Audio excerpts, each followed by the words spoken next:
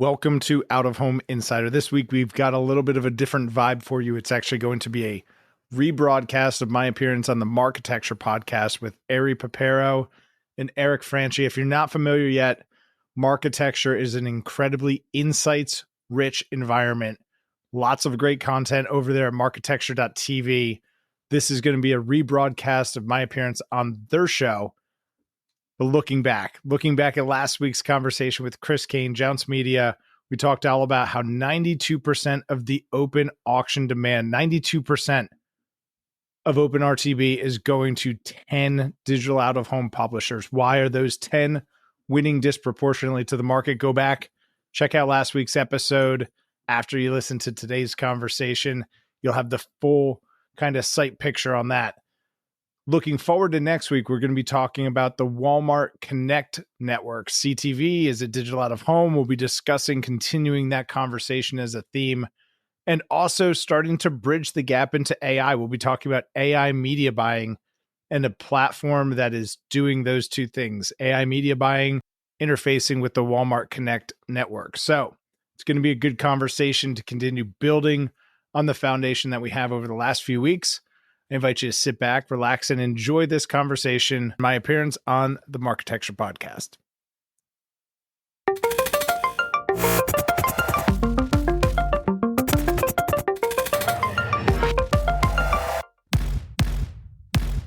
Welcome to the Marketecture podcast. I'm Ari Paparo. We have an exciting show today. We're talking about out-of-home, digital out-of-home, known as OOH or DOOH, depending on how you would like to say it. We have Tim Rowe, who is the founder and the host of the DOOH Insider podcast. He's going to tell us all about digital out-of-home. In terms of Marketecture, we had a scoop this week. So the Monopoly report yesterday that we're recording on Thursday. So on Wednesday, we published the deck that DoubleClick used to sell itself to Google. It had a lot of nuggets that hadn't been shown publicly before, including their estimate that the buyer would make $2.6 billion a year in media. Turned out to be a pretty conservative estimate. And next week, I'm going down to Virginia. I'm going to be in the courthouse reporting like an ink-stained wretch every day, daily updates. So if you want to know everything that happened, who sneezed, what the judge said, what Jason Kint said to me in the hallway, you're going to get all that every day. I don't know who wants to subscribe to this, but if you're one of those people, this is the Super Bowl. We're ready to go. All right. I am joined today by Franchi, as always. Eric, great to have you. Great to see you both. And Tim Rowe. Tim, how are you doing? It's great to be here. Ari, that is an exciting courtroom coverage. Serious, I'm looking forward to that. Yeah, and if I'm not returning your emails or tweeting next week, it's because there are no phones allowed in the courtroom. I'm going to be effectively offline from 9 to 5 every day for really the rest of my life. Which will be fun. To the lion's den. Can you handle the amount of handwriting that you might need to do? I'm gonna have to stretch. I'm going to Staples today. I'm getting some legal pads. I'm doing some prep work. I bought a laser printer. That was my big prep work this week. I bought myself a laser printer because I just printed out all the exhibits. It's gonna be ridiculous. All right, Tim. Out of home, man.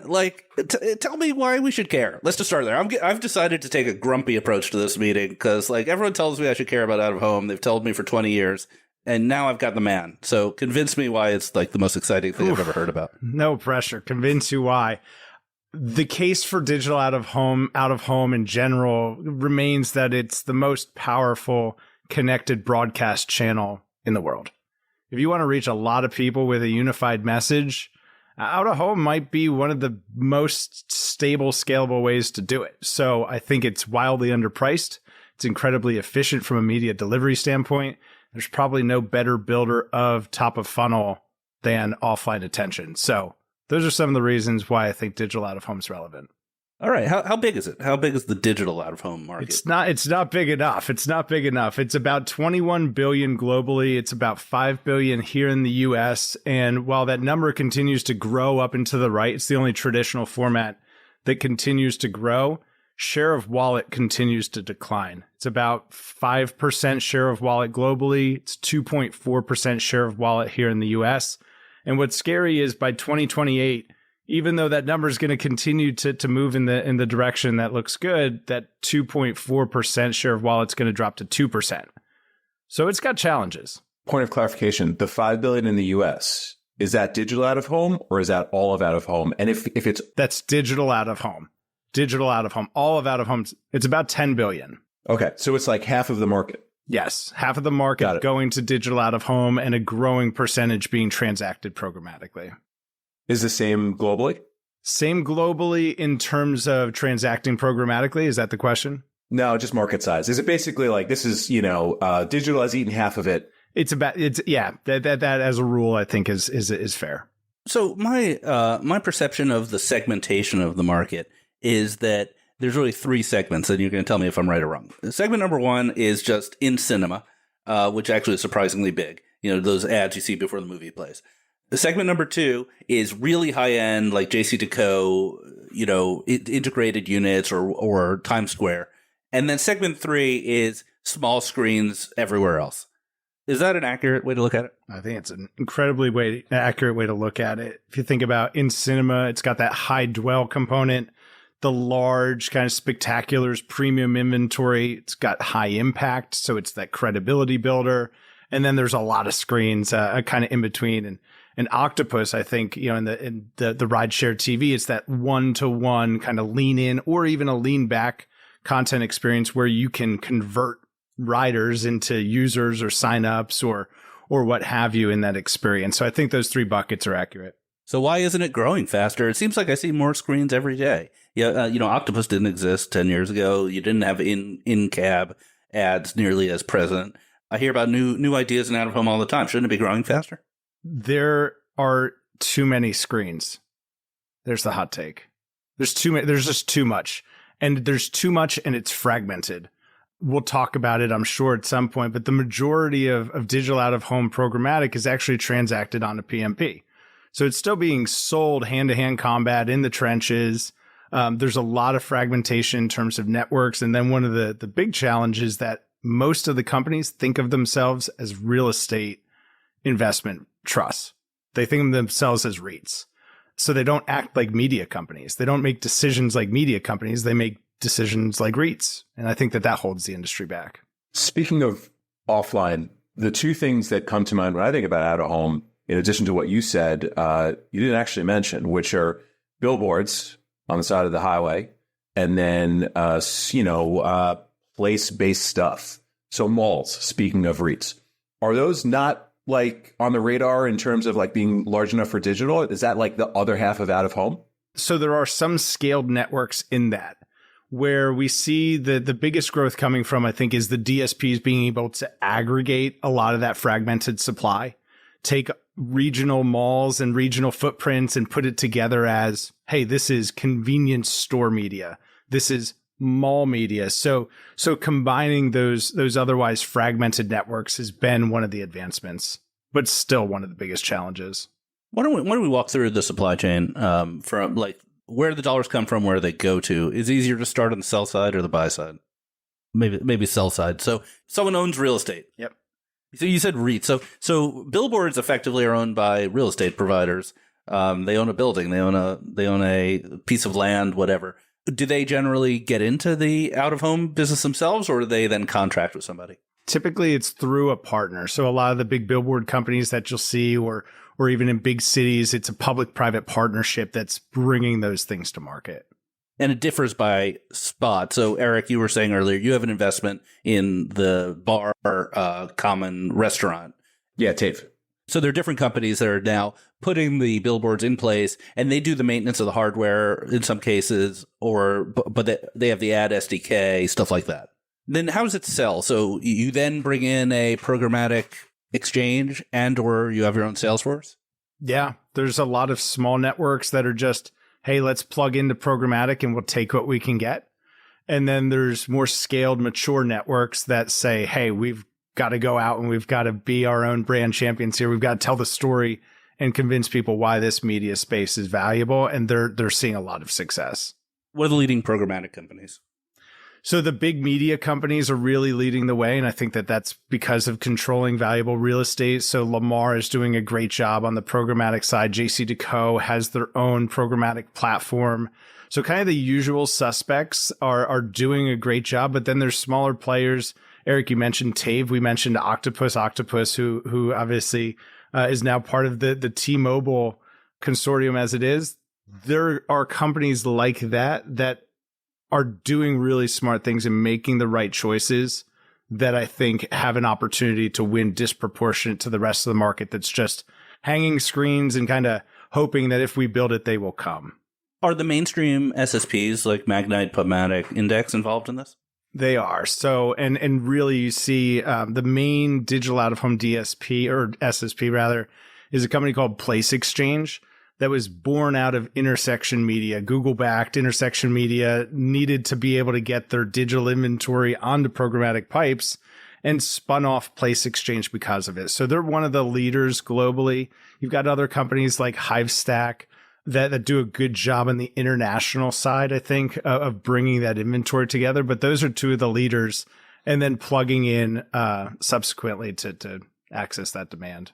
And what about Vistar? I think a lot of people are familiar with Vistar. I don't know exactly what they do, though. They emerged as the dedicated digital out-of-home DSP, and they are by far the market leader in terms of dedicated digital out-of-home DSP.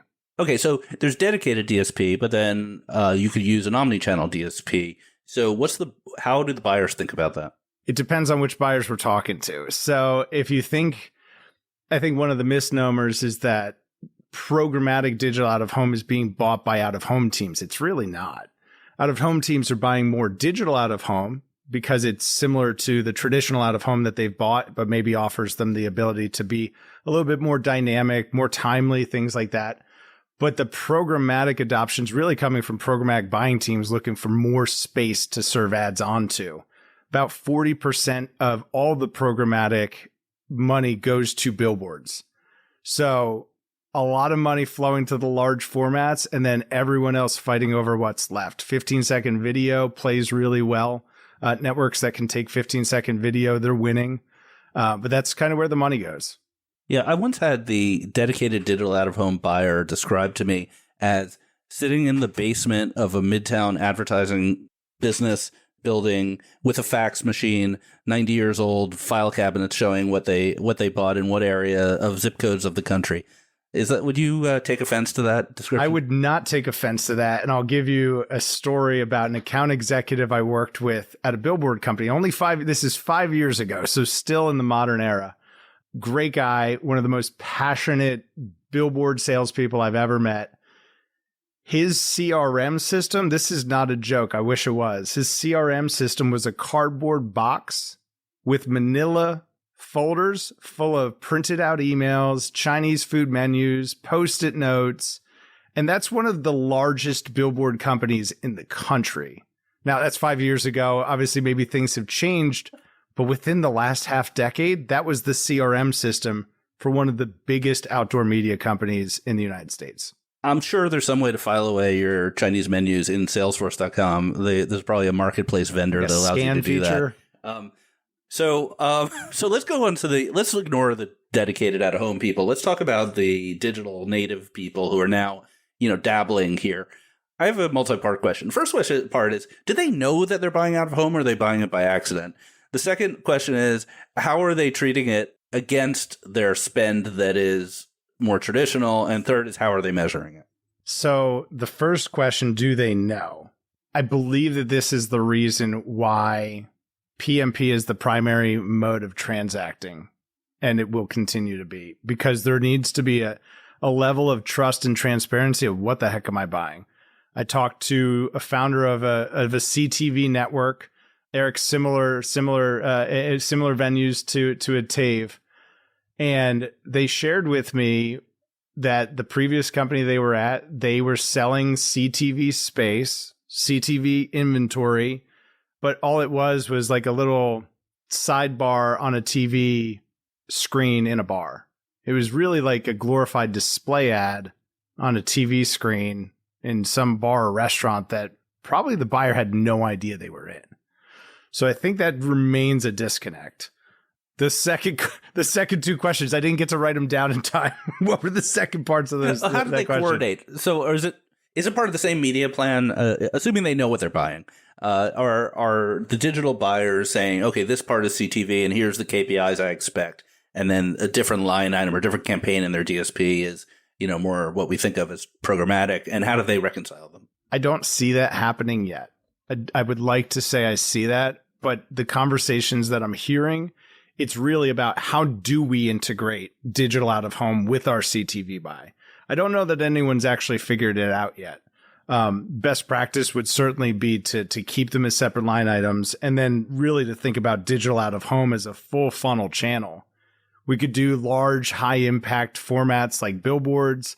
We can do street kind of one to few place-based, placements like the Link NYC kiosk, or we could be one-to-one down funnel in the backseat of a rideshare. So I think thinking about digital out of home holistically as a full funnel channel, and then picking which formats, which inventory, which networks, which regions. Some of that obviously sounds a lot harder than just let me pick an audience and press go. So it does require probably a little bit extra thinking through, but the segmentation of those teams, CTV versus out of home versus, that is definitely prohibiting growth. And what about measurement? Obviously, you could put a QR code. I actually was on the New York City subway this morning, heading to a breakfast meeting, and I saw someone use a QR code on an ad to download an app. I was so impressed. It was like a conversion in the wild. It's a conversion in the wild. Other than QR codes, how do people measure this stuff? I think QR is a great barometer of, so they had to have seen it, they had to have been interested, then they had to take out their phone and scan it and want to do whatever the thing was. So I think that represents a segment of the available universe. But one of the cleanest ways to measure out of home is really exposure data. It's lat long exposure data, and then did something happen from that exposed audiences? There's some really cool platforms where you can do web lift, you can do conversion, you can do foot traffic. But again, the challenge remains education and knowing what's available, and how do we integrate that with multiple teams across the buy. So there's some really cool ways to measure it beyond QR. I think QR is a useful tool in the right use case, but exposure data is the cleanest way, in my opinion, to measure outcomes. Just a kind of niche question for you. Oftentimes, and maybe just, this is because Ari and I are in New York City, there's like broken billboards. There's like graffiti over ads, so like, is there like a equivalent of Moat or IAS for out of home to kind of like ensure delivery, QC things? It's less about the, defaced things that, you sort of like might notice. It's a little bit more about like how are buyers, sort of like independently of the video example we talked about, how are buyers ensuring that some of those like true out of home placements are like actually delivered, actually up? Is there independent companies that are doing that, or how's it done? There are some independent companies that are verifying impression delivery and things like that.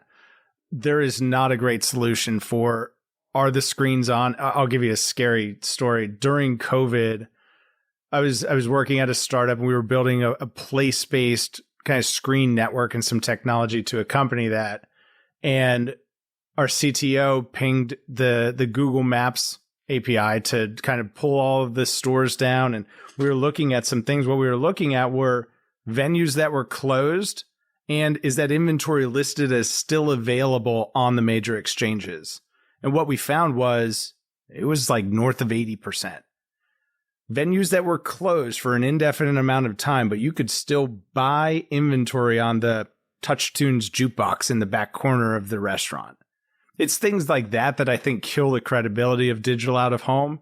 And for those reasons, I think it's going to be individual networks that do a good job of solving for those pain points that ultimately win. Yeah, so digital out of home is changing pretty rapidly right now because Uber and other in-car activities is a pretty new experience.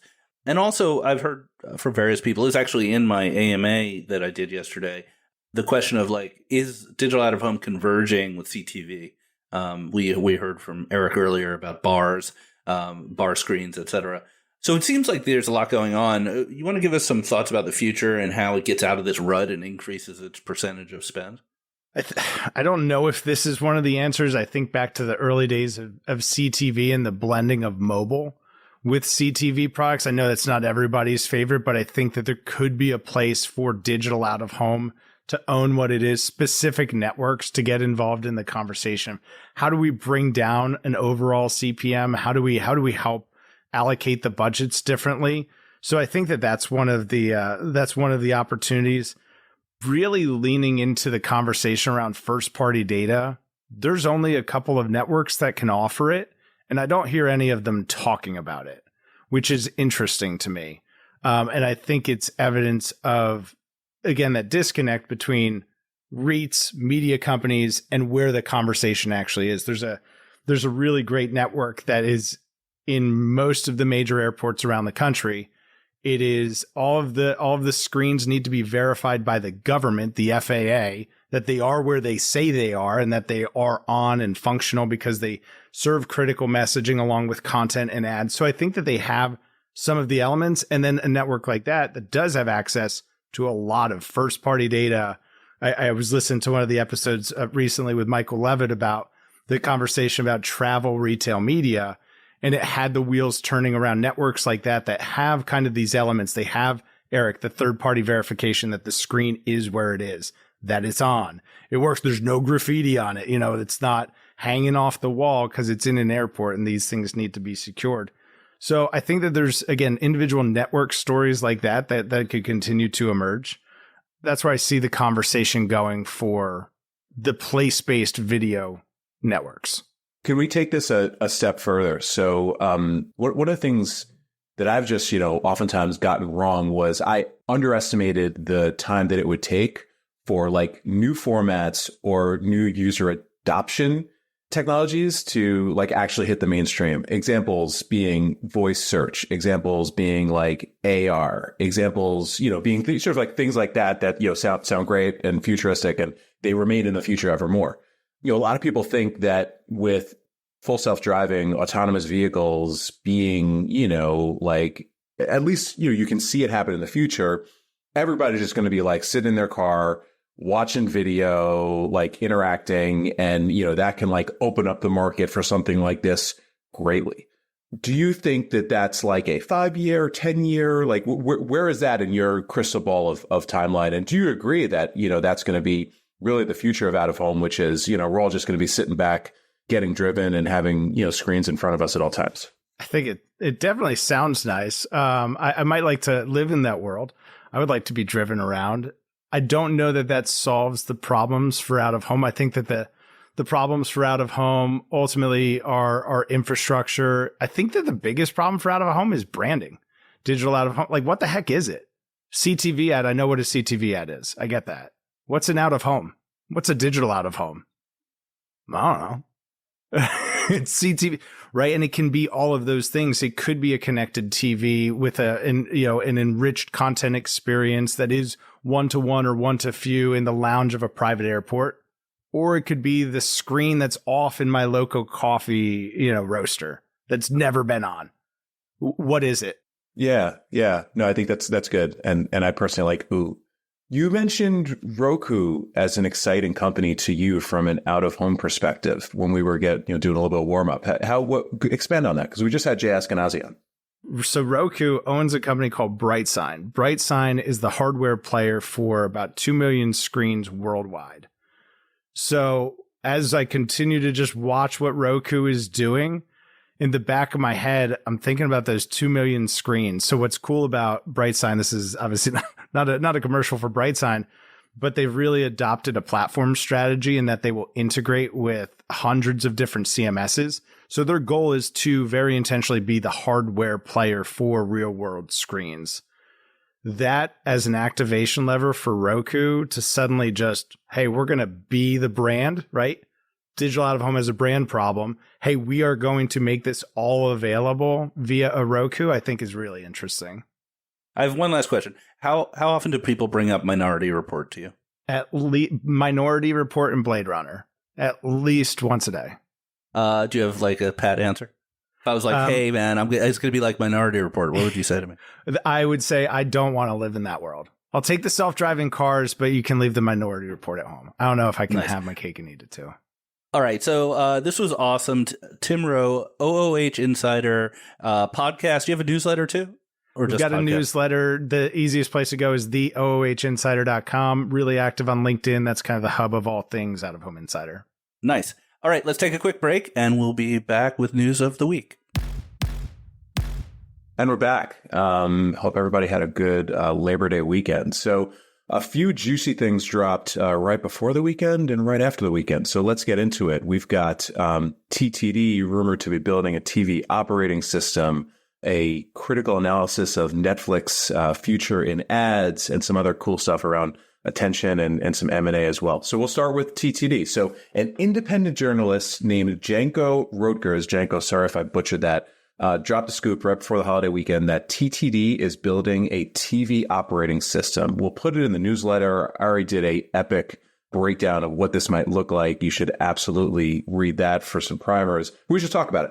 A couple things here, really two. So it's, number one, outside of the fact that this is, kind of awesome, is people working on the product, and I'm quoting the piece, include former senior Roku employees, speaking of, and at least some team members have been hiding the fact that they are employed by the trade desk on LinkedIn. It seems to be a very Apple-y technique there, if indeed it's happening. That was thing one. Thing two, just strategically, I picked up, something in the piece where sounds like they're going to be using a open source version of Android TV OS, which I think A, can make this sort of like easy to get to market, but then B, apparently Android doesn't like when you fork their technologies, so it could be a little bit of a hiccup. Two things that I picked up. What do you guys think? This sounds, I think, some people think it's crazy, some people think it's awesome.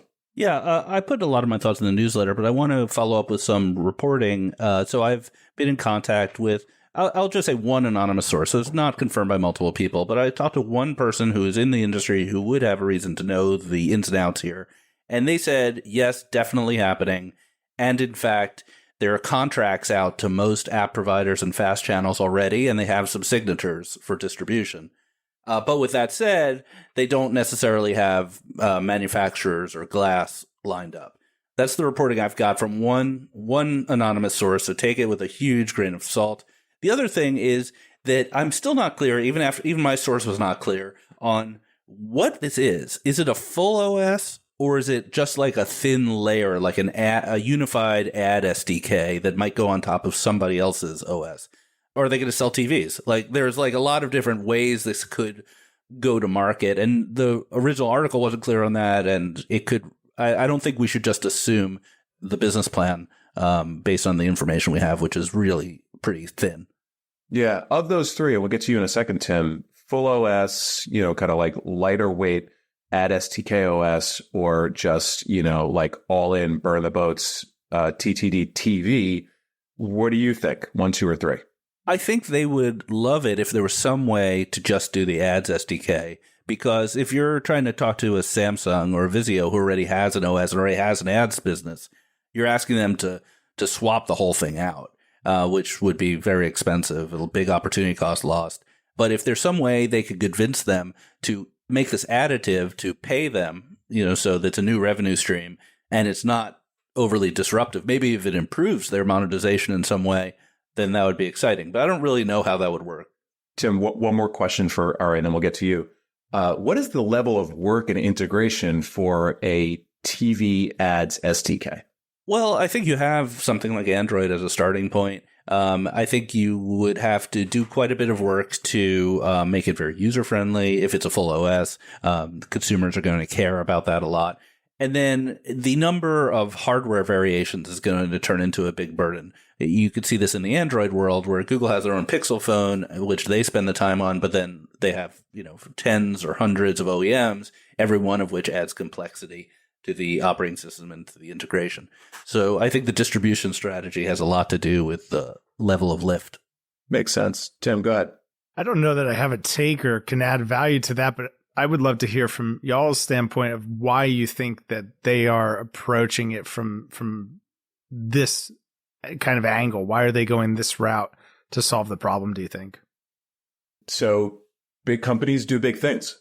This is a big move, right? This isn't just about facilitating the buying of CTV. This isn't, just about, kind of like, having access to inventory. This is like, actually like having a, root level access to the inventory, being in front of the consumer, having deep integration with the TV players. Like, I think that this is a move that is appropriate for a player of TTD scale. Like this would be a very big, exciting move. That's my take. What do you think, Ari?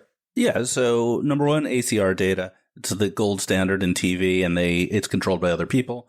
Number two is user data. So they're trying to convince all these players in the TV business to give them IDs. And if you have the login at the TV level, it's a lot easier. And number three is disintermediation. They're having to negotiate with a hornet's nest of companies, every single one of which has its own advertising division and wants to not work with Trade Desk ultimately because they'd rather keep the margin themselves. So the whole future of the company is dependent on cooperation among these global behemoth companies who have your worst interest at heart. So I like the swing. And just a point on the fragmentation, I did a couple of searches, leading up to this. Like, it's not like the mobile or web market where there's like one player to rule them all, i.e. Chrome, and then, Safari, and then a couple others. The operating systems is so fragmented. So Android TV has 6%. Samsung Tizen has, just over 6%. Roku TV has 6%. Fire TV has 6%. SmartCast by Vizio has 6%. So it's like a super fragmented space. So, one would expect that if they can be that ads SDK layer for everyone, this could be like a really exciting, bold move. But it's and they might declare success at 5 or 6%. Maybe that, they're getting the ability to capture some portion of the audience and to have leverage over their distribution partners might be the end game here. Yeah, that's a really good point.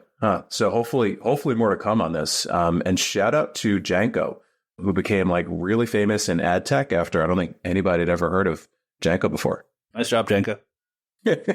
Yeah, Janko, come on the pod. Okay, we'll continue on the theme of TV. So there was a long and perhaps gossipy story from Insider this week about Netflix's ads leadership, the hunt to replace Peter Naylor, the conflict between programmatic and direct, and product and sales at Netflix. So you should all check it out. It's really, really good. This is like pretty fascinating how publicly this thing is playing out. And I'll pull a quote from the piece just to kind of give some more additional context. People who had conversations with Netflix and said Reinhard, who's the head of sales, appear to still be deliberating on topics like how much Netflix should rely on automated versus direct sales, how much the company should use outside partners to jumpstart growth while it builds its own ad server, how much should it share prized customer data like household income with advertisers, like real existential questions on like the biggest TV platform out there. Ari, if they hired you to be the consultant on this, and there was these big questions around, like build a direct sales team versus programmatic, or in addition to programmatic, give up the user data, measurement, like all of these things, like what would you tell them to do? I don't know, man. This is a tough one. Who do they hire? Okay, let's start with who do they hire? Who do they hire? Do they hire a media person? Do they hire an ad tech person? Well, that depends on the strategy. So I think the theme in this article, which I think is accurate, is that Naylor was brought in to be more traditional ad sales oriented. They mentioned a couple times John Widdicombe as the head of product being more sort of programmatic leaning. And I think the senior execs don't know which way to go. So there's obvious conflict between those two. And then on top of that is this need for them to show results quickly while they, frankly, are new, don't have a lot of clout in the marketplace. They would like to be Hulu tomorrow, but they aren't Hulu today. So that's the transition. What would I do? I'd probably go open to start to juice the revenue. I'd probably just be as friendly as possible to the programmatic world, have a senior sales force for big upfronts, but get a big portion of my revenue in the most liquid way possible. And then just start, as we gain market power per country, start tamping down and allowing less and less access over time to get back to where we think we should be ultimately. That's just my general take, but I think it's a pretty hard problem. Yeah, it is. What beyond the go-to-market strategy, the sort of obvious being able to turn on a bunch of revenue in that way, would you focus on the customer data? Would you focus on ad formats? Like, what are the things that you think are interesting that can help Netflix be what we all believe that it can be? Yeah, so Netflix has amazing first-party customer data because they have a subscription relationship with every household. They know the household, they know the credit card number, they probably know how many people are in the household. They know a lot of things that are very valuable. So I would definitely look to use that data either in PMP form or through a clean room of some kind. I think the content data is not very valuable. Genre or other context of the actual programs is probably not that valuable. You just want to use it in broad swaths so you don't show, kids ads on adult content, that sort of thing. But I would definitely use geo. I would use household data. And I like what they're doing on the distribution side. They started with Xandr through the Microsoft relationship. That was obviously going to be short-lived because Xandr's not a very popular DSP. Now they've opened up to the Trade Desk and DV360, which are the two leading DSPs. So this seems kind of smart to get that distribution. As for creative, everyone wants to do creative, but ultimately just slap a QR code on your ad and call it a day. That's where we disagree, but that's okay. We can disagree. Tim, what you got? I think it's interesting that whether you're Netflix or a small budding digital out-of-home network, that you probably have the same decisions to make. It sounds like the problems exist at every level of scale. I'm thinking about the conversation that you had with Craig from Condé Nast and Mark Menino, and kind of pulling those two things together. Of Mark talked about financial media networks, and Craig talked about time on platform being kind of that new metric, consumption being the new currency. It feels like there's an opportunity there to integrate more of that data to keep me on Netflix longer. So I don't know how that ultimately plays out, but maybe it's smart things like that. Because to me, Netflix is still a premium product. It's a premium product. It's got to be smart. Don't do like what Samsung. I don't need to see 7 of the same Capital One ads in one commercial break. So I look to Netflix to keep a premium experience. Tim, you did your homework before coming on this podcast. I'm very impressed by all your call outs for our previous episodes. I love the Marketecture podcast, and I'm going to be listening now after we get off here, because I think that what you do is you bring together so many of those stories that seem disjointed and disconnected. To me, they are all very connected. Man, we're going to have you back. And my God, we are never going to hear the end of this from Mark Menino. Let's go, Mark. You've created a monster. We didn't put this on the docket, but worth noting that apparently Amazon had an incredible upfront. Numbers weren't provided, but sounds like buyers who were surveyed said they increased their spend with Amazon significantly, and they cited the efficiencies in CPMs being one of the factors. So just sort of kind of another data point hanging out there. Super interesting stuff. So a couple other things, and we'll call it a day. So IAB and MRC are collaborating for attention measurement, specifically around attention measurement accreditation. So we talked about Adelaide, who my fund invested in a couple of weeks ago, and this idea of attention being an emergent category. And Ari, I'll ask you, tell me if I'm right or wrong. I think this is a good step towards validation of the category, right? Like something for this is needed. Yeah, I think someone told me, I can't source it, but someone told me there's like 20 different attention vendors out there trying to get advertiser dollars. I can confirm. Adelaide's the only one who advertises on this podcast, so shout out to them. But yeah, if you have that situation with that many vendors calling on agencies and advertisers, then the more standardization, the better. I think I've said this on a previous pod, which is I do not think attention should be a currency. I believe in currencies that are very conservative and can be measured at scale. And I think attention, step one is getting some accreditation and some standards. Let's not go too crazy the way we did with viewability. But I think it would definitely help to have this. Yeah, agreed. Feels like attention is also tailor-made for out of home. Right, Tim?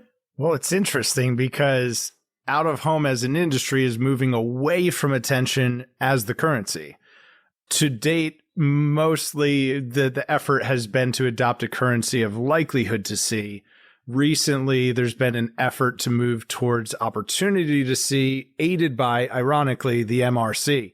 So I don't know what's going on. Everybody using those QR codes. It is? Here's your hot take. I think that I think that there is, by some, an effort to potentially artificially inflate the amount of impressions that some of this media gets so that they can make more money, versus drive down to the job to be done of creating investment confidence for marketers who've never used the channel before to spend on it without losing sleep at night. I think. One man's opinion. Yeah, that makes a lot of sense. All right, cool. Well, we'll keep an eye on it.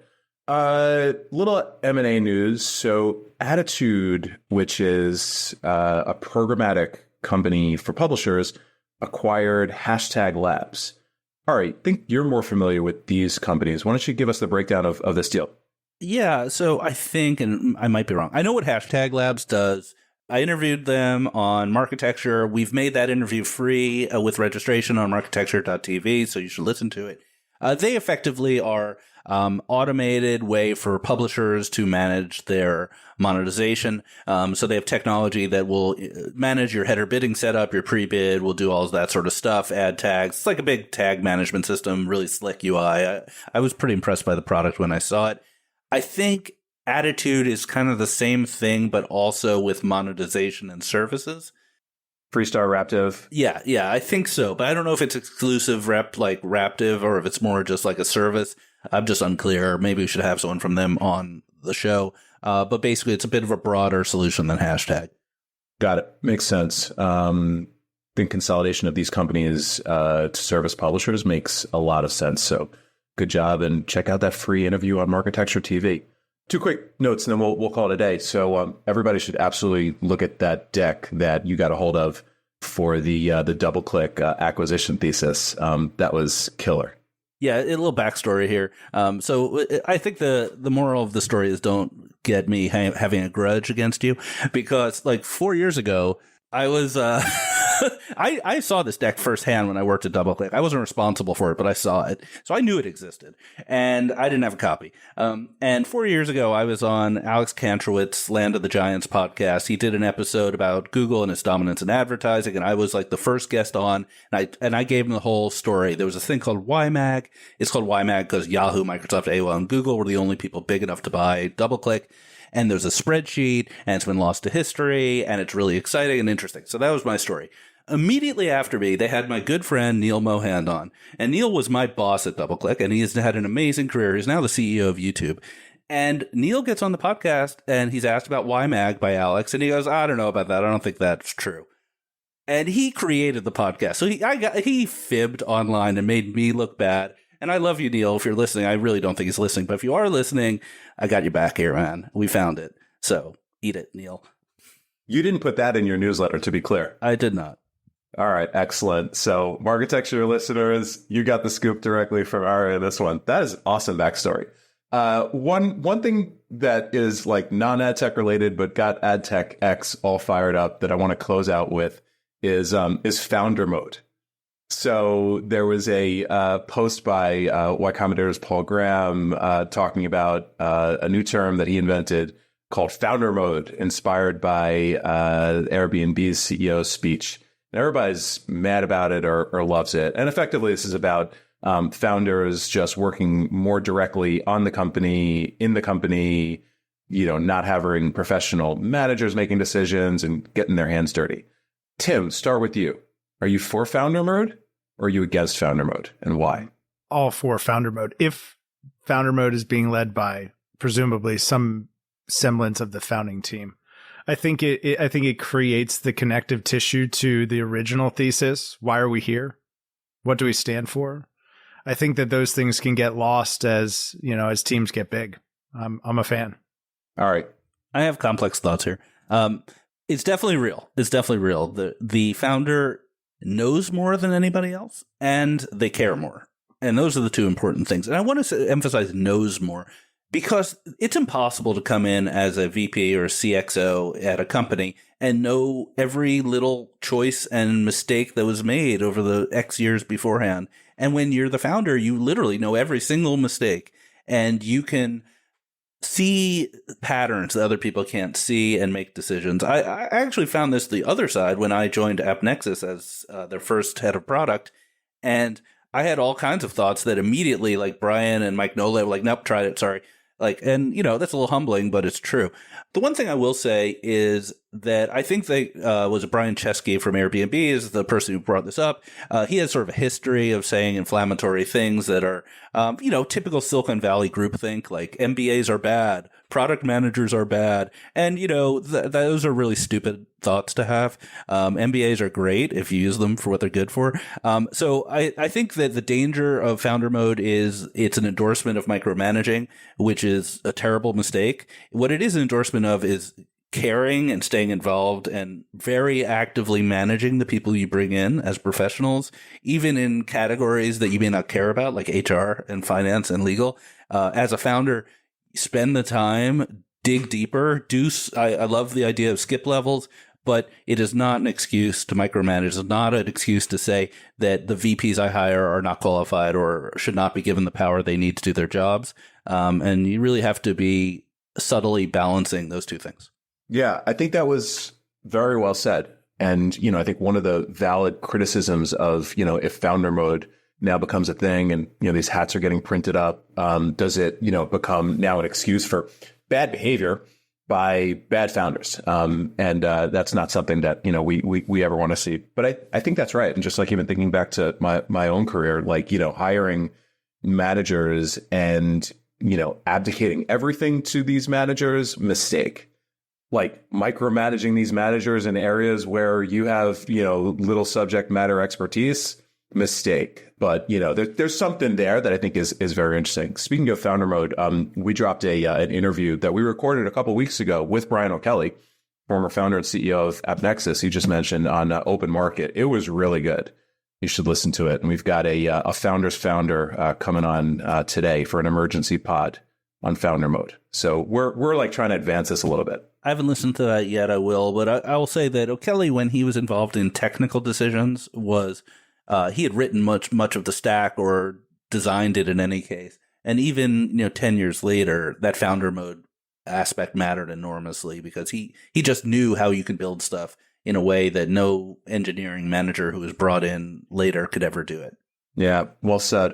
Okay, I think we've done a lot here. Want to take us home? Yeah, sure. So this has been a great episode. We've learned a lot about digital out of home or DOOH, whatever you want to call it. So Tim Rowe from OOH Insider, thank you so much for being here. Eric, Ari, thank you both. This is awesome. Thank you very much. This was great. We'll see you next week. Take care, everybody. Thank you for subscribing to Marketecture. New interviews are added every week at marketecture.tv and your favorite podcasting app.